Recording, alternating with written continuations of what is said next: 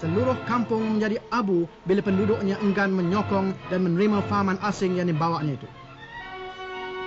Rakyat jelatalah dari kaum tani dan buruh yang menderita, dan bahagian penduduk inilah kononnya yang mereka hendak bela.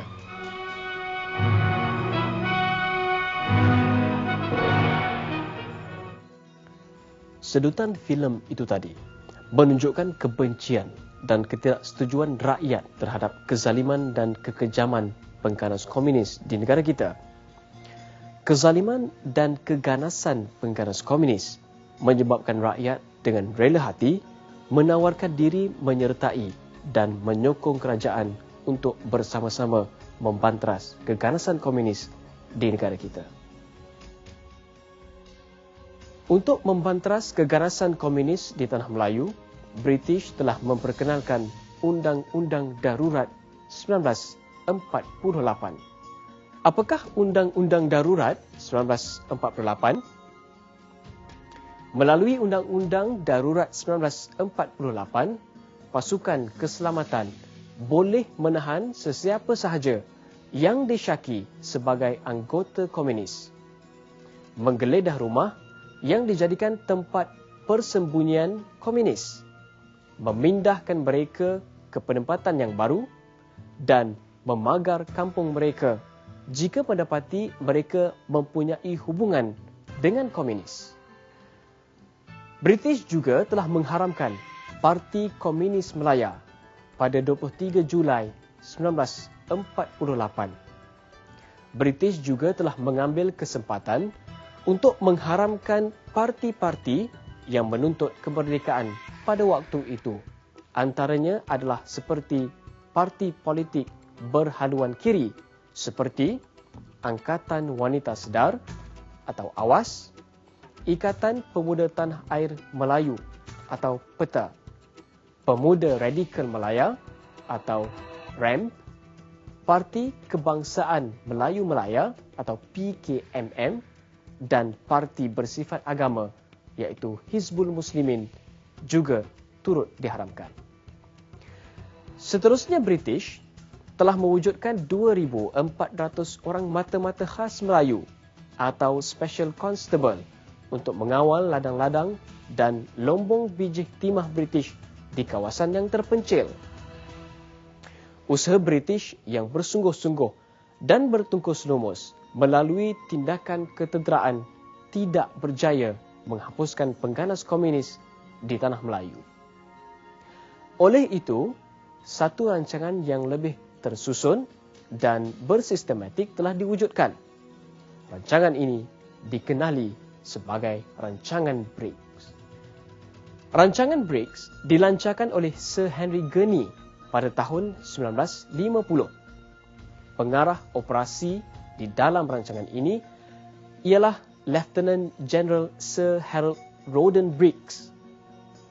Melalui rancangan Briggs ini, penduduk setinggan Cina di tepi hutan telah dipindahkan ke kawasan penempatan baru yang jauh dari hutan. Kawasan penempatan ini dikenali sebagai Kampung Baru. Kampung Baru diwujudkan bertujuan untuk menyekat bekalan makanan, wang, senjata, maklumat dan ubat-ubatan daripada jatuh ke tangan komunis. Mereka yang bertanggungjawab membantu komunis di dalam hutan ialah penduduk-penduduk setinggan Cina yang digelar Min Yuan. Apakah Min Yuan? Min Yuan adalah tentera rakyat. Siapakah tentera rakyat ini? Mereka adalah tentera komunis yang menyamar sebagai rakyat. Mereka menjadi pekedai, pelombong biji timah, peloreh getah dan petani. Mereka inilah yang menyalurkan bantuan kepada komunis di dalam hutan. Mereka menyalurkan bantuan makanan, ubat-ubatan, maklumat dan juga senjata. Sehingga rancangan itu diwujudkan, terdapat 400 buah kampung baru di negara kita. Kawasan tersebut dilengkapi dengan kemudahan asas seperti kemudahan tempat tinggal, sekolah, bekalan elektrik, air paip dan sebagainya. kawasan itu juga dipagar dengan kawat berduri dan segala aktiviti keluar masuk dikawal oleh Special Constable. Setiap ketua keluarga diberi kad catuan makanan bagi memastikan setiap anggota keluarga mendapat bekalan makanan yang mencukupi. Ini menyebabkan tiada makanan berlebihan untuk disalurkan kepada pengganas komunis di dalam hutan. British juga mewujudkan program gerakan kelaparan. Melalui program ini, pihak British dapat memastikan pihak komunis tidak akan mendapat sebarang bekalan makanan, maklumat, ubatan dan sebagainya. Sekatan jalan raya juga dibuat dari masa ke semasa bagi memastikan bekalan-bekalan tersebut tidak jatuh ke tangan komunis dengan mudah.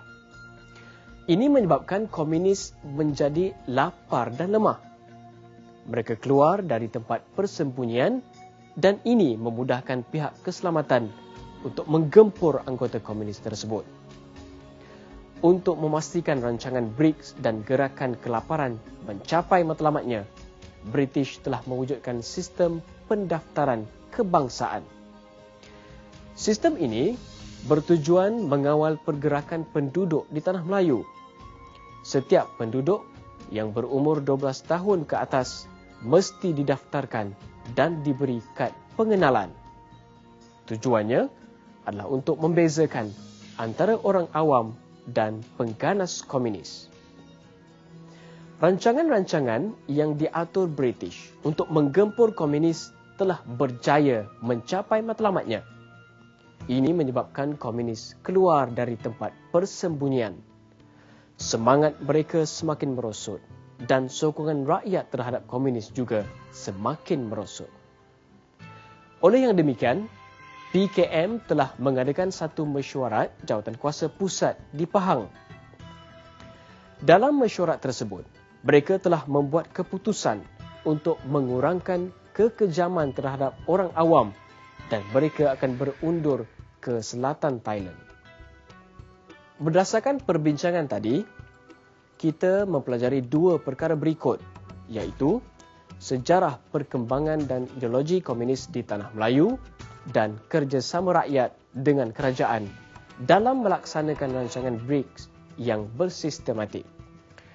Oleh itu, sebagai rakyat Malaysia yang bertanggungjawab dan cintakan keamanan, kita hendaklah bersama-sama meningkatkan jati diri supaya kita tidak mudah terpedaya dengan pengaruh asing seperti ancaman ideologi komunis ini.